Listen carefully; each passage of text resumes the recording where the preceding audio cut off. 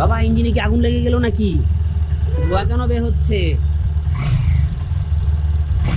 আল্লাহ, এই যে ধোঁয়া বের হচ্ছে, কেন ধোঁয়া বের হচ্ছে জানো?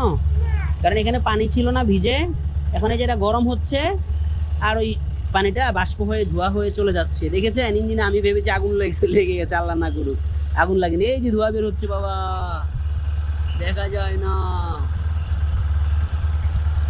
এই যে একটু আগে বাইকটা ওয়াশ করা হয়েছিল, তো এখন এই যে পানিটা শুকাচ্ছে আর কি, ধোঁয়া হয়ে। একটু আগে অনেক বেশি, এখান থেকে অনেক বেশি ধোঁয়া বের হয়েছিল, ভয় পাইছিলাম। না সমস্যা নেই বাবা।